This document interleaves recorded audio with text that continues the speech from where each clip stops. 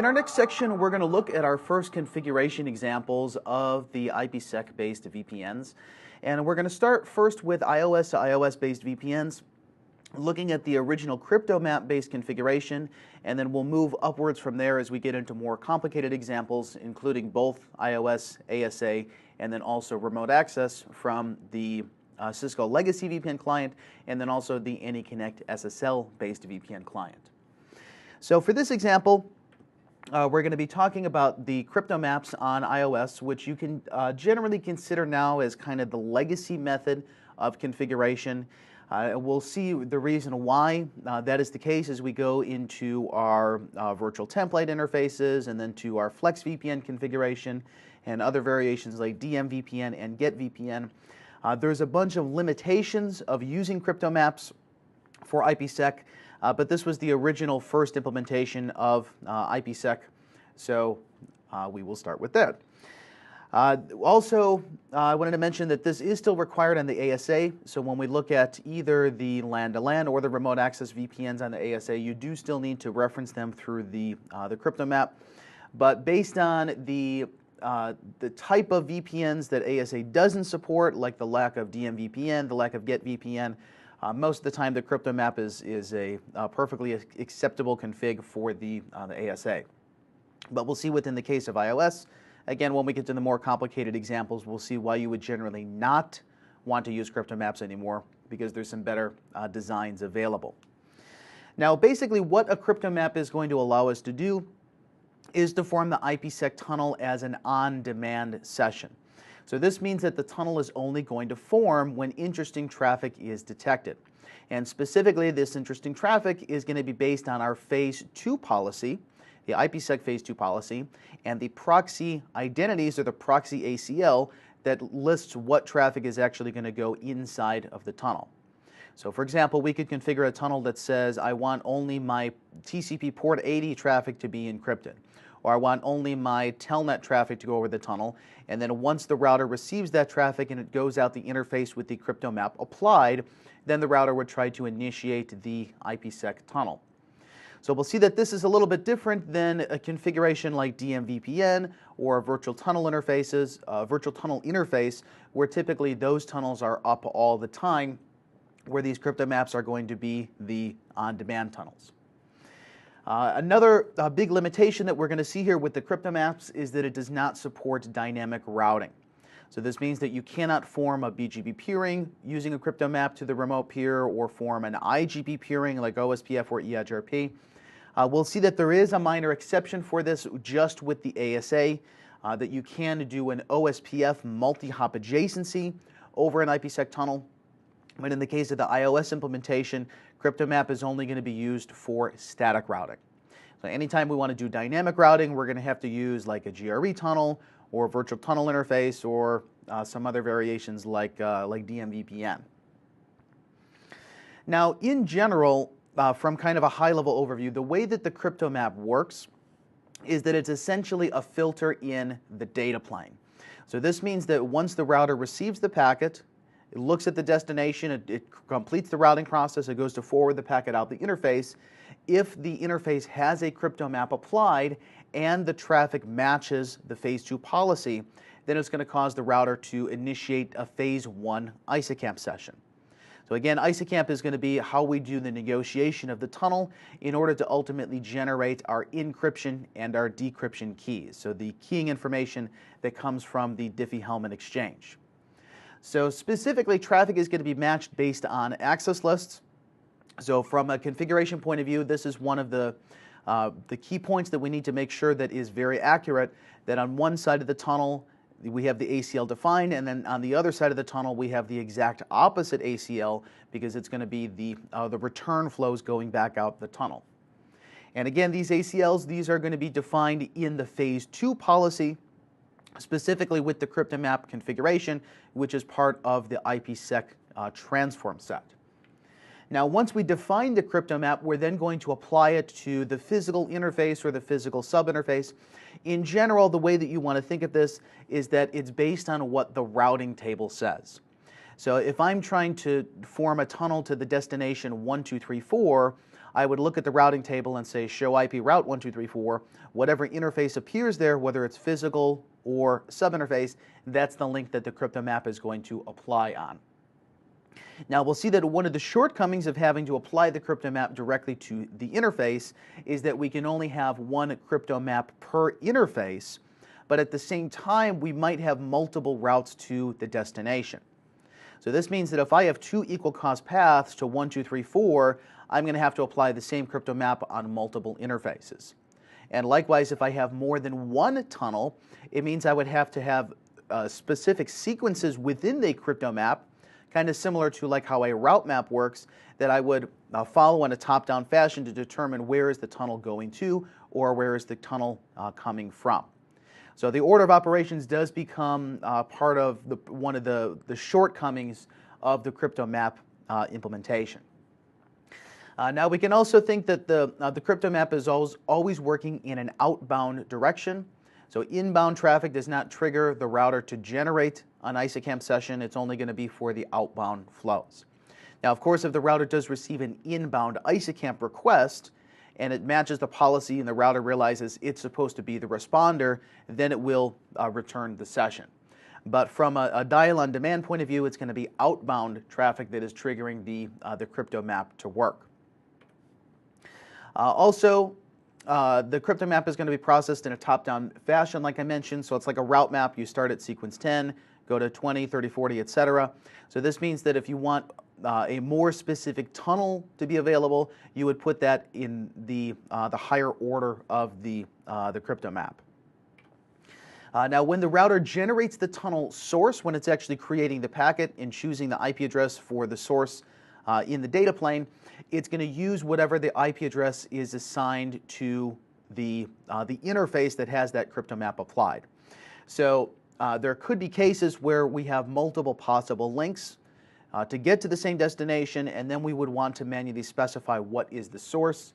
We can also do this by changing what is the local address of the crypto map, but normally by default it's going to use the source address of whatever interface that it is actually applied to on the router.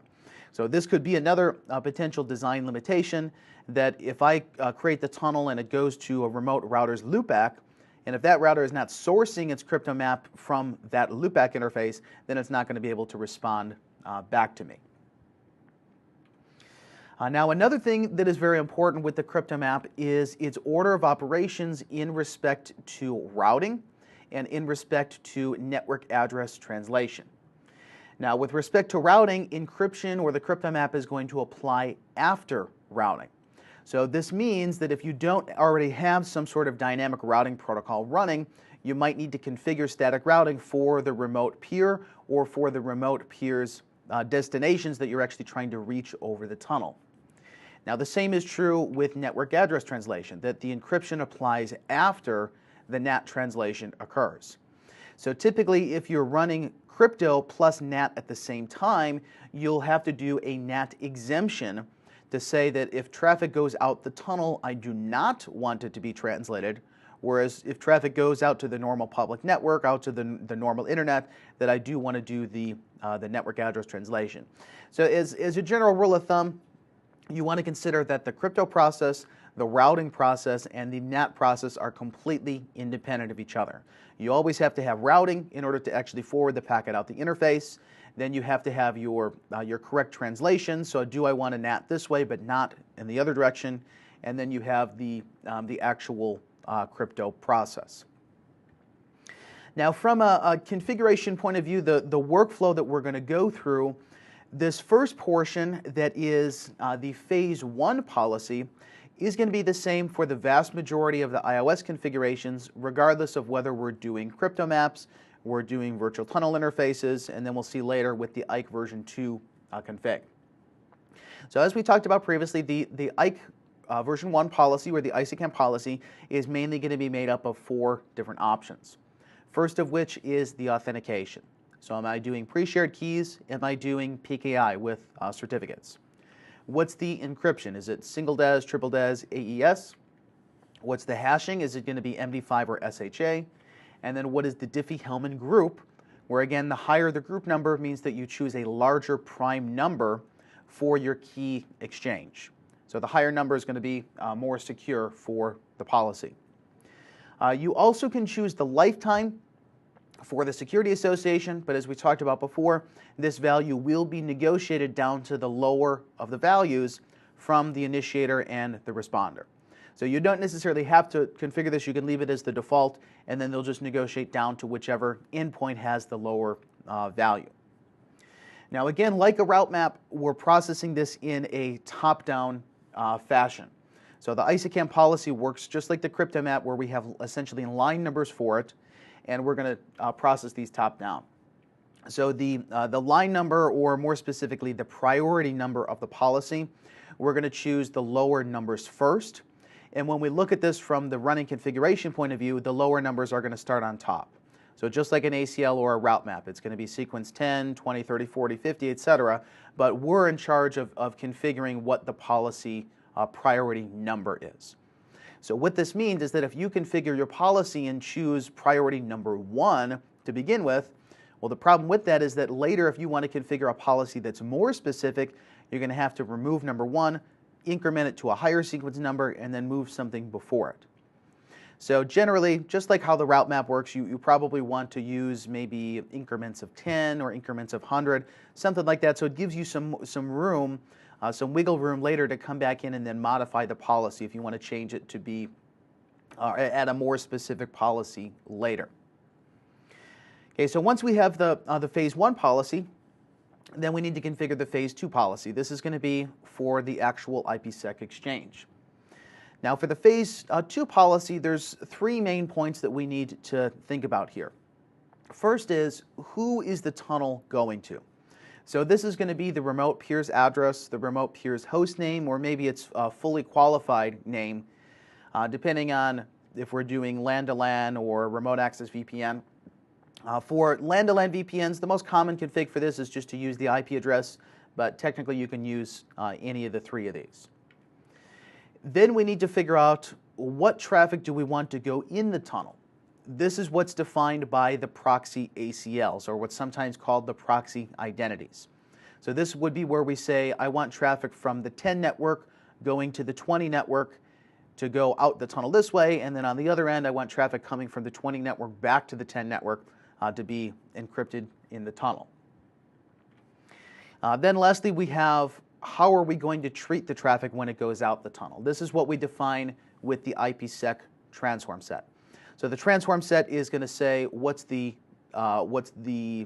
transport protocol. So am I using AH or am I using ESP? And then within those protocols, how am I doing authentication? How am I doing encryption? Are we doing triple DES, AES, MD5, SHA, etc.?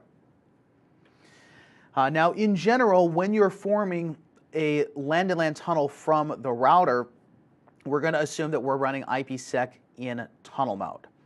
There's very few cases where the router is going to run IPsec in transport mode. That's only going to be when you have basically control plane traffic going to the router itself. Like I could say, when I telnet to the router, I want that to go in a tunnel and I want that to be encrypted, but don't add an additional tunnel encapsulation on top of it. So we'll see, even when we're dealing with DMVPN, most of the time we're still going to be dealing with tunnel mode, not with transport mode. One of the big exceptions for this we'll see is that when we are running GetVPN group encrypted transport, we're going to be using transport encryption, not tunnel encryption. But as a general rule, when we're doing crypto maps or when we're doing virtual tunnel interfaces on the router, we're talking about IPsec running in tunnel mode, not in transport mode. Then last but not least, of course, we need to actually apply the crypto map. Tell the router, when you route the traffic out the interface, what policy is going to apply there. So this is going to be on whatever the interface is closest to the destination based on the routing table. So again, if we're trying to get to the peer 1234, we would say show IP route 1234, find that interface, and then that's where the crypto map applies. Again, if we do have multiple routes to the same destination, also means that we have to have multiple crypto map applications. Now, another thing with the crypto map and the ISACAP configurations, the router does have some default policies that are built in, And you could think of these as kind of like a default fallback policy. If you forget to configure it, the router is going to try to help you out and then fall back to some of its default configurations. So in the case of the ISACAMP policies, there's going to be a number of policies that are available in there. And we'll see that when we get on the CLI and look at the show crypto ISACAMP policies. These are going to be active, the default ones are going to be there until we manually configure a policy. So if we configure policy number 10, then it's going to deactivate all of the default ones. You can technically also manually disable the default policies. You can say no crypto ISACAMP default policy. But just keep in mind that these are there, that if you forget to configure it, it will fall back to that particular policy.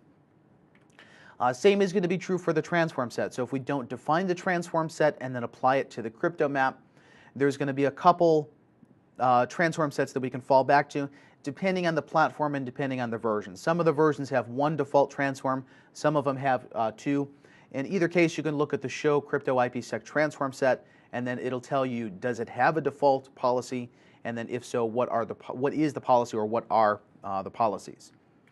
So this is going to apply, like I mentioned, if you don't manually define one under the crypto map, falls back to default, and then also you could delete it if you want to delete the default policy. Okay, so let's go ahead and take a look at the topology that we're going to be using for these examples. And we have a topology that's made up of a couple routers, a couple ASAs in the middle, and then some layer 3 switches. And right now, the way that I have this network set up is that we are using EdgeRP for dynamic routing between all of the endpoints. And on the ASA, I have it configured so that the security level is 0 on all of the interfaces, and it is configured to permit traffic between the interfaces with the same security levels. So essentially, the ASA is not doing any filtering right now. It's essentially just being used as a routing device. Now, once we get the basic functionality of the crypto maps working, then I'm going to introduce some errors into the topology, and we'll go through how specifically do we verify a problem in the crypto map configuration, both from the show commands, the debug commands, and then what do those specific outputs mean, and how do we resolve the problems with these configs.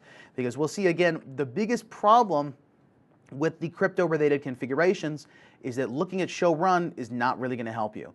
You need to make sure that you really understand what show commands do I need to use, what does that output actually mean, and then likewise the debug command. So do I debug phase 1, do I debug phase 2, and then where specifically in that output is it telling me the problem is, and then how does that correlate back to my configuration.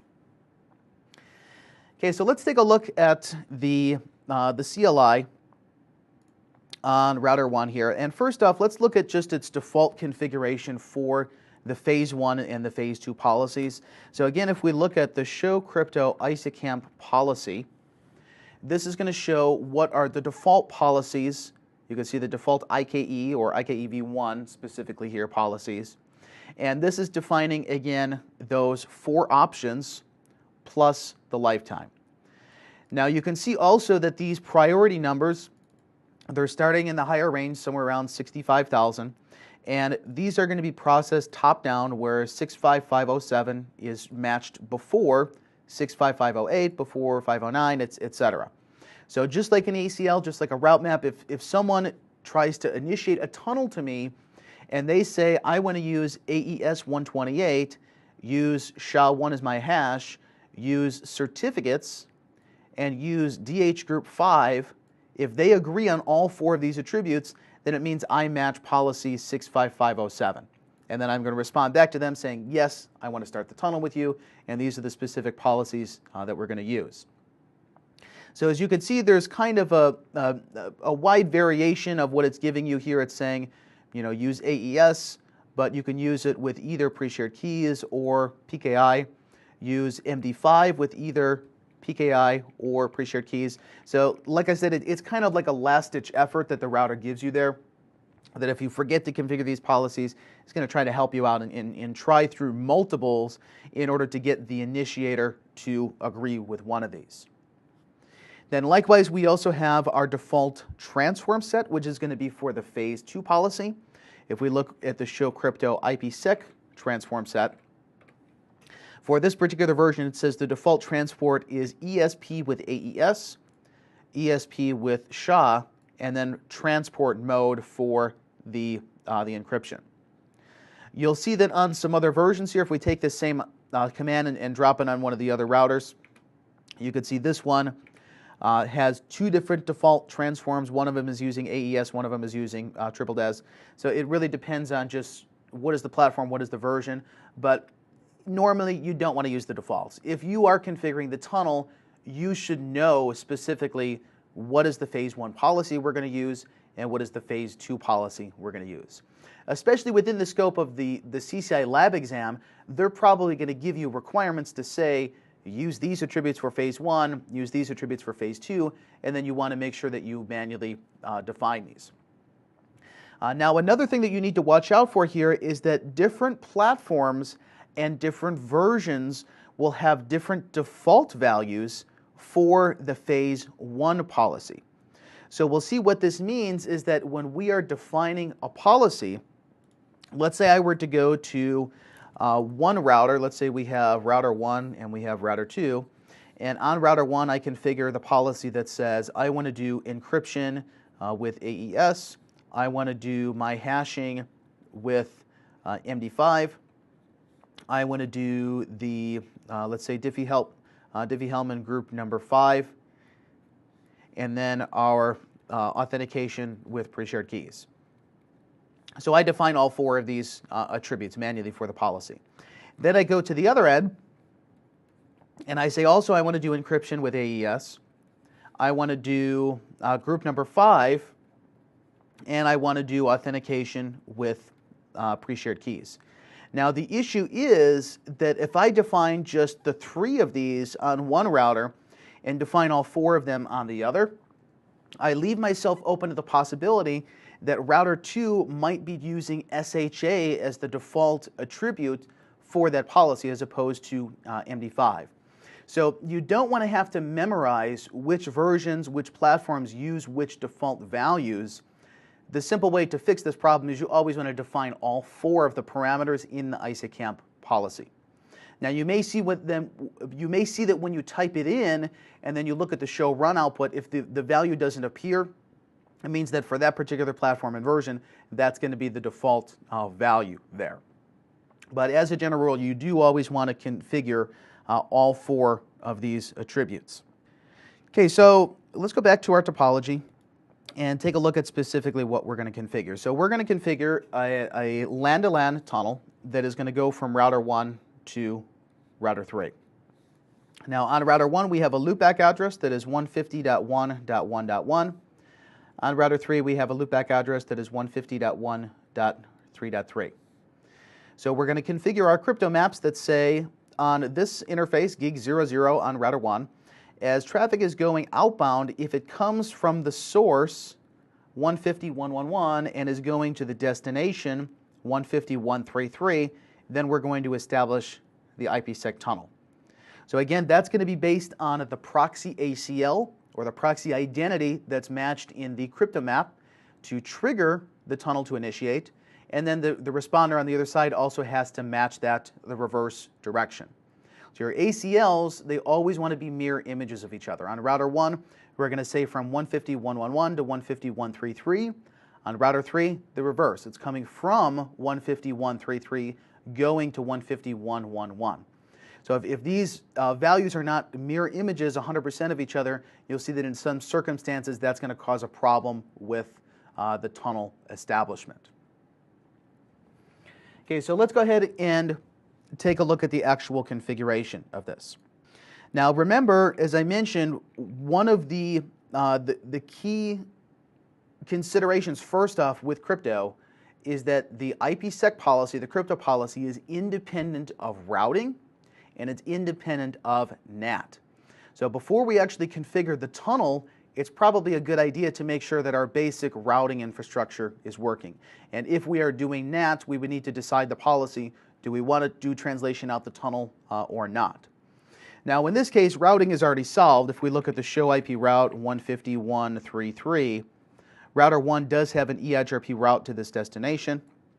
And if we do a ping to 150.133 from our own local loopback, which is 150.111, we could see they have connectivity to each other. But if this was not the case to begin with, that they didn't have correct routing, we might need to add static routing on top of it. So that's assumed that it's an implicit requirement. You have to have routing protocols or static routing working before the crypto process can start. Okay, so our next step is we're going to define then our phase 1 policy, which is the crypto ISACamp policy. So we give it a priority number. So as I mentioned, lower is going to be processed first. So let's say we start at number 10. And from here, we're then going to define our 4 attributes of phase 1. So what's the authentication? Are we going to use pre-shared keys? Or are we going to use certificates? So this is PKI. Or are we using, or actually, excuse me, the RSA signatures, this one is certificates. RSA encryption, these are the RSA encrypted nonces. Again, you normally don't use this because then you have to define this very long string. So this one here, this is an iOS only specific one. It doesn't really have that much application. So for this example, we're just going to do pre-shared keys, which is going to be our most basic authentication. So we have our authentication, then we need to say what's the encryption. We'll say AES 128. What is the hash algorithm? So is it MD5 or SHA? And you can see also in this particular version, you can have larger key lengths for SHA. So obviously 512-bit is going to be more secure than 384, than 256. It's really going to depend on does the other end of the tunnel also support this specific value? And then also, does it have the resources to generate the keying information? Because programmatically, it's going to take more time to calculate a 512-bit key than it is going to be a 128 or 256-bit key. Okay, so let's say hash is MD5. So we have the encryption, we have the hash, then we need to define the group, the Diffie-Hellman group. So you can see as the numbers go up, the bit length goes up. So in general, a larger number here is going to be more secure. Somewhere middle of the road is probably like 5. The vast majority of platforms should support group 5. But again, it really depends on the version and then the hardware platform. So can it actually quickly do this calculation, especially if we have lots of tunnels? That's one of the big considerations. Then lastly, we have the, actually I think that's all of them. We have the, let's say, show run section ISACamp, the encryption, the hashing, the authentication, and then the group. Again, we could also specify the lifetime here, but whatever is the lower value between the endpoints, that's going to be the one that is negotiated. So we don't necessarily have to put that. Okay, now if we look at the, again, the show run section crypto, we can see the crypto policy, which is these 4 attributes. If we now look at the show crypto ISACamp policy, we'll see that those default values have now disappeared. Where previously it had all those ones that were in the 65,000 range, but now since I have manually configured the policy, it's going to use just policy number 10. So again, if for some reason you don't manually specify one of these 5 options, so if I removed here where it says the hash, it's going to show in this output what is the default value. So really, as long as these 4 here match, then we would be able to successfully form the tunnel. Okay, so on the other side of the tunnel on router 3, I'm basically just going to take this same output and then just paste it in. Now, what I normally like to do in a real design with this, if I'm trying to do a tunnel between 2 endpoints, is probably to do something like this. Take 2 windows of Notepad and put them side by side. So then you can look at the syntax and know, on router 1 I have these options, on router 3 I have these options, and then you can tell pretty much line by line, did I forget to configure one option on one side versus the other? Because these configs are going to be pretty symmetrical with the exception of what's the peer's address. what is the possibly the interface that I'm applying the crypto map on, and then the proxy ACL, where the ACL is going to be the mirror image on the different sides. Okay, so our next step is then to configure the rest of the authentication. So in this case, since we're doing pre-shared keys, we're just going to specify what is the password. If we were doing RSA signatures, we would have to do our PKI enrollment with the certificate authority, and then, or actually first we would generate a public-private key pair, then enroll with the CA, and the CA is then going to give us the certificate. So in some later examples, we'll look at that using PKI, but for this point, we're just going to be using pre-shared keys. Now, if we take a look back at the diagram here, when we are initiating the tunnel between the neighbors, we're going to be sourcing the traffic on router 1. We're sourcing it from gig 00. On router 3, we're going to be sourcing it from FA00. So this means that the source IP address that the routers are going to use for the tunnel is going to be based on whatever IP address is configured on that interface. Now, what this means from an authentication point of view is that when router 1 sends the request to router 3, and then router 3 is going to check for the pre-shared key, it needs to match this against the IP address that router 1 has configured on that interface. So on router 1, if we look at just the show IP interface brief, and we look at that address on gig 00, this is the address here that router 3 would need to match against for the pre-shared key. So on router 3, we're going to say that our crypto ISACamp key is whatever the password is, let's say capital Cisco, is going to match against the address that is router 1's source of the tunnel. So this means that if you are sourcing the tunnel from a loopback, or if you are sourcing the tunnel from multiple possible interfaces, like I have 2 different routes, you may need to have multiple matches for the pre-shared keys. Now, you can also do this as a wildcard. You could also say that the address is 0000. So then if there's not a more specific match, it would fall back to this one as the default. And a little bit later, we'll also look at another variation of this, which is the ISACamp profile. And the ISACamp profile is going to allow us to match the authentication against some additional possible fields. But for this example, the most basic variation would just be to say, when the tunnel comes from this address, check it against that key. Now for router 1 on the way back, router 1 is going to check this against router 3's address. So this address here, router 1 is going to say the crypto ISACamp key, whatever the key is, we'll say key Cisco, coming from that address. Okay, so now we have our phase 1 policy defined, which again, phase 1 policy is going to be the authentication, the encryption, the hashing, the Diffie-Hellman group, then we're negotiating the lifetime. So next, again, is going to be the phase 2 policy. So who's the tunnel going to, which is the peer's address, what's going inside the tunnel, that's going to be the traffic between our loopbacks, and then how is it going to be treated. So the transform set will say ESP, AES, ESP, SHA, for example. Okay, so we know what the sources of the tunnels are, and we also know what traffic that we want to send over them, which is going to be the loopbacks. So next, let's configure the access list that is going to be our proxy ACL. So I'll say that this is access list R1 to R3 IPsec. And this could be named or it could be numbered. But you want to make sure that this is an extended list, so you can specify both the source and the destination.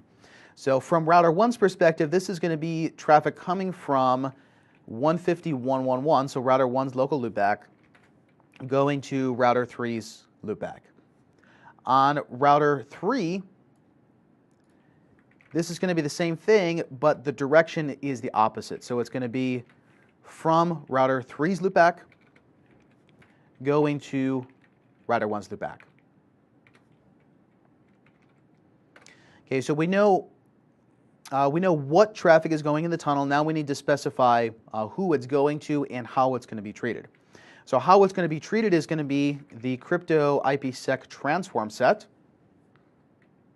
We'll say that this is ESP AES SHA. Okay, that's the name of it. And then we specify, are we doing authentication header or are we doing ESP? Now also with this, just like the ISACAMP policy, you'll see that based on the particular platform and based on the version, you're going to have more or less options here. But normally most of them are going to have some middle of the road policies that pretty much all of them are going to support AES 128 and then also ESP with MD5 or ESP with SHA-1. So not all of the platforms will support SHA-512, but pretty much all of them will support just the regular SHA-1. So let's say ESP AES, and then it's going to ask us how long do you want the key to be. Okay, so the default would be 128, and then the hashing. So let's say ESP SHA.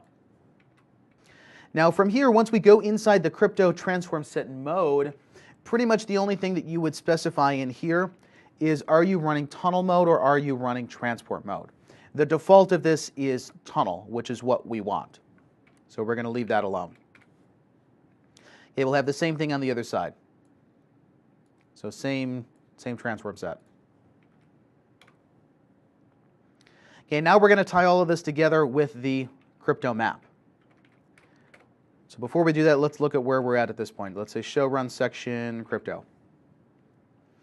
So we have our ISACAMP policy. Again, our 4 attributes. We have the pre-shared key. We have the transform set. And then we have our proxy ACL, or the proxy identity. So lastly, we're going to tie this together with the crypto map. Crypto map, let's say crypto 1. We give it a sequence number, so let's say this is sequence number 10. And then how are you going to do the keying for this? Okay, generally there's only 2 options that we're going to have here, either ISACAMP or GDOI. You technically can do manual keying here, which means that you would have to specify the encryption and decryption key and not use the Diffie-Hellman exchange for it. So typically you don't want to do that. That's kind of a legacy option. Normally you want ISACAMP to do the negotiation for you, so you don't have to generate your own 128-bit key or whatever your encryption is going to be. GDOI, we'll see this later. This is going to be for GetVPN when we're doing group encryption. But pretty much for all variations up to GetVPN, we're going to be using, if we are using crypto maps, it's going to be to use ISACAMP for negotiation.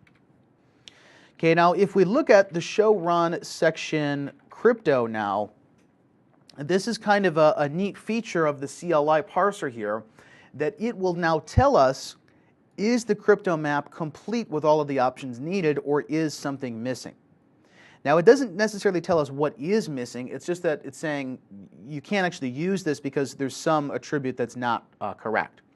And also you see from this parser message it says the crypto map will remain disabled until a peer and a valid access list have been configured. Where the peer again is telling us who is the tunnel going to, the access list is saying what is going inside the tunnel, and then the transform set is how. Now note it's not saying that you need the transform set, and the reason why is that it has that default transform that you could theoretically fall back to if you didn't want to define one. Okay, so from inside the crypto map, we're going to set the peer.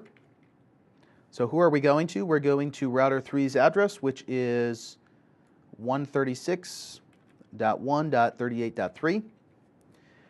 We're going to set the transform set, and the transform set was called ESP-AES-SHA. And then we are going to match the access list, which we called R1 to R3 IPsec. So again, if we show run pipe section crypto, we have our crypto map on router 1. On router 3 side, it's essentially going to be the same thing, but the peer's address is not going to be 3. The peer's address is going to be router 1. So on router 1, if we show IP interface brief, this address we have here, this is what router 3 needs to match as the set peer. Okay, then last but not least, we need to actually apply this. So on router 3, this is going to be on fast Ethernet 00. Crypto map is crypto 1. Now notice it doesn't ask you for a direction here because the crypto map is always going to be for outbound flows. So it's going to wait for the outbound traffic to go, and then if it matches, it can go ahead and establish the session. Okay, also notice when you apply this crypto map, crypto 1, there is a log message that tells us that ISACamp is now on. So we'll see when we look at these tunnels on the ASA you need to explicitly enable ISACamp, but in the case of iOS routers, it's going to be turned on as soon as you apply the crypto map. Okay, now let's talk about our verification. So how do we figure out that this is actually going to be working?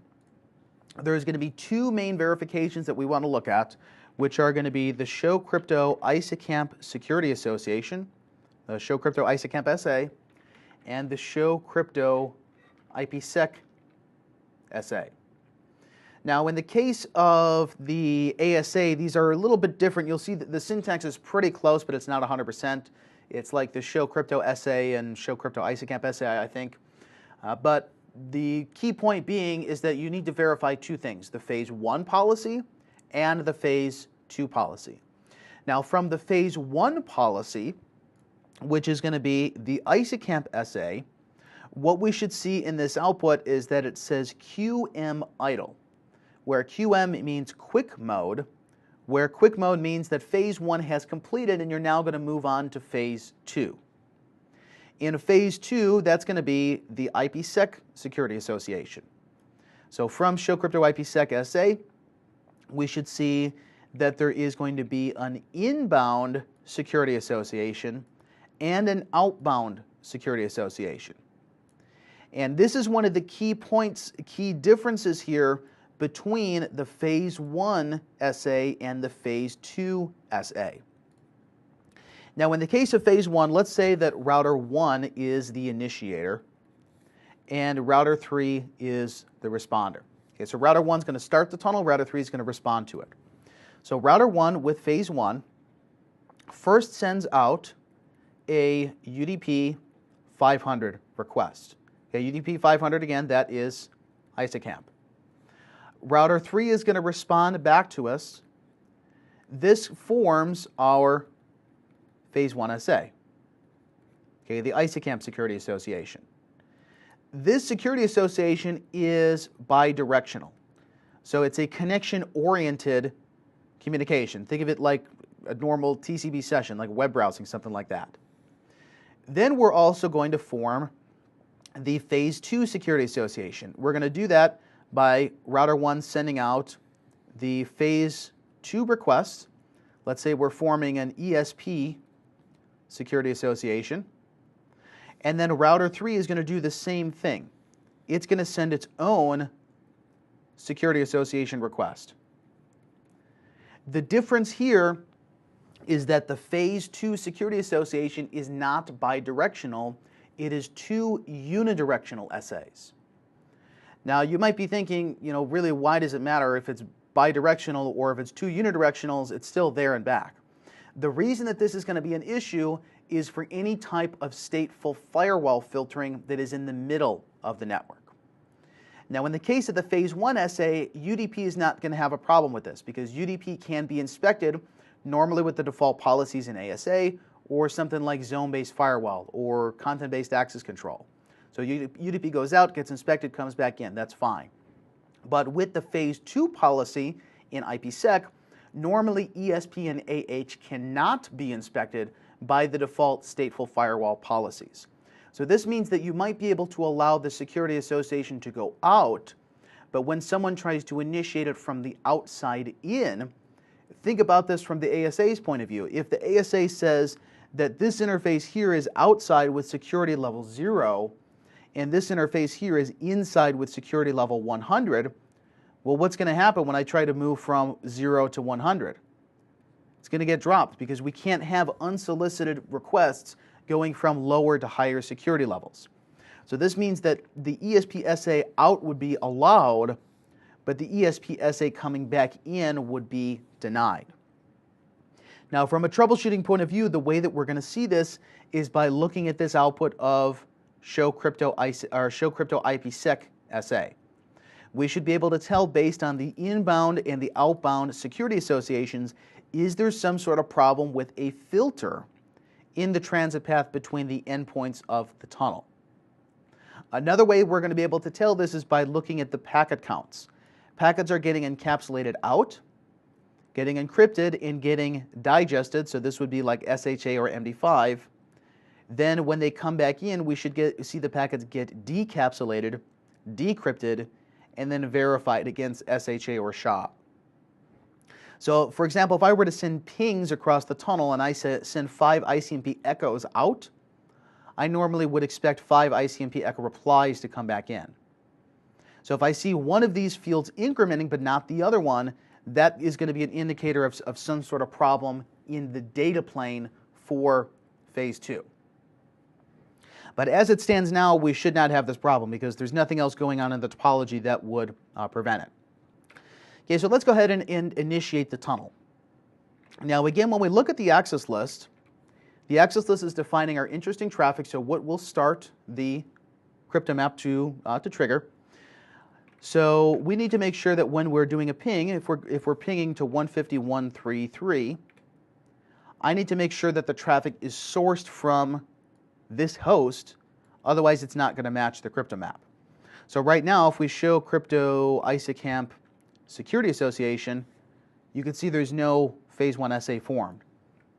So I'm pinging the destination that's matched in the ACL, but I didn't also match against the sender. So keep this in mind when you're verifying from the router. You need to make sure that you're matching whatever traffic is in the proxy ACL, the proxy identity. So we'll ping 151.3.3 and source it from 151.1.1. Okay, this one packet that was lost here, this is when the routers are trying to initiate the tunnel negotiation. So now if we look at the show crypto ISACamp SA, we see quick mode idle. That's what we want to see here. So the initiator of the tunnel was us, was router 1. The destination of the tunnel was router 3. Okay, connection status is active. This is also the correct output here. Now let's look at the show crypto IPsec SA.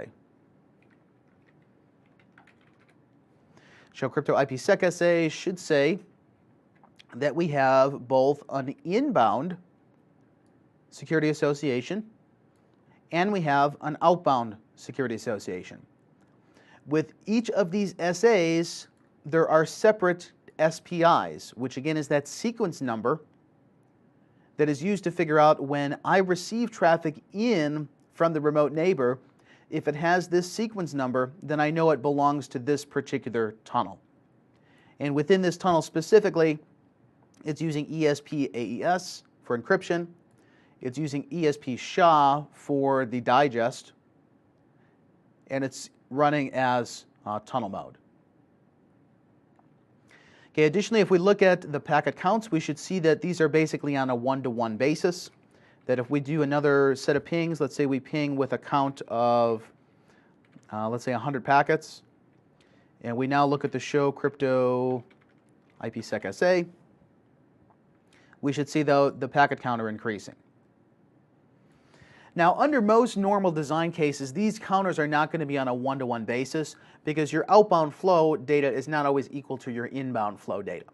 But here, within this lab environment where we're doing just like pings to test, you should see that they're pretty close. So if I see outbound that there's 1,000 packets, but back inbound there's 0, then that means there's going to be some sort of problem, normally in the data plane for the forwarding, not necessarily the negotiation.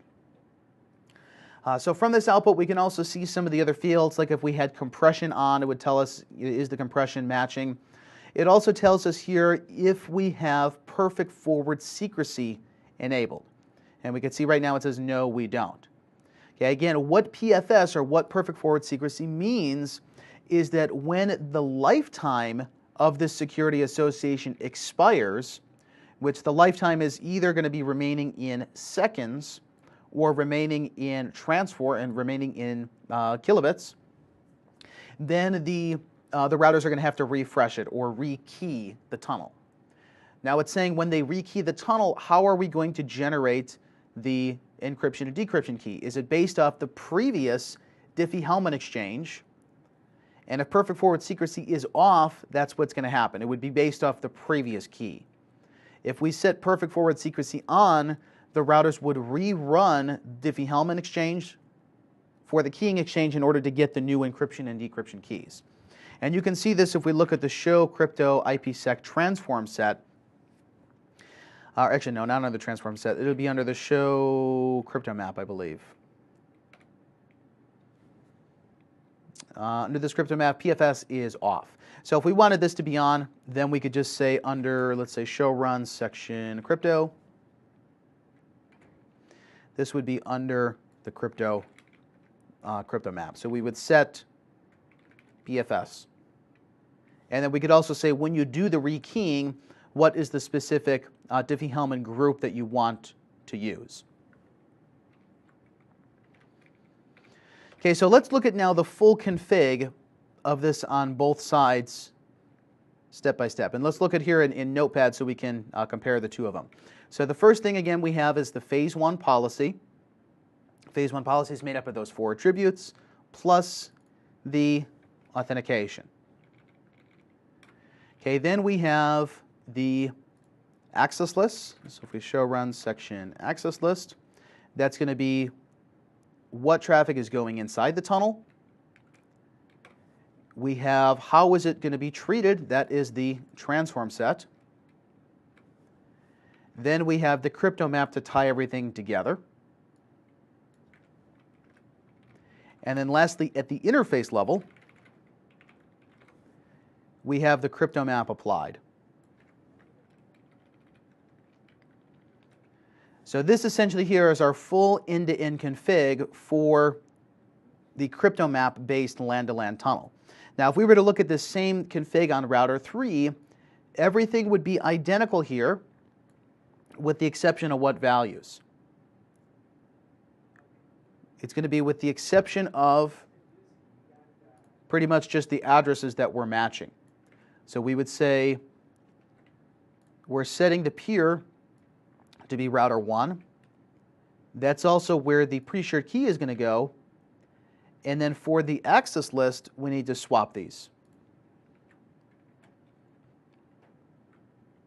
And then, of course, whatever the interface is. On the other side, that's a fast Ethernet, not a gig interface. But otherwise, as you can tell, the LAN-to-LAN config is pretty much going to be on a one-to-one basis between the endpoints. So I would recommend when you're doing these configs to do them side by side in Notepad or with 2 different CLI windows side by side to make sure that you're not missing one of these individual options. Now, at this point, the configuration is pretty straightforward because there's no other complicated things going on in the topology in the middle, and we followed the process kind of as a step-by-step workflow to build the full working config. But in our next examples, we're going to look at some problems with what happens if there's issues in the transit path, what happens if there's issues in the configuration, how do we specifically verify or debug these in order to figure out when there is a problem with the crypto config, where exactly do we go from there.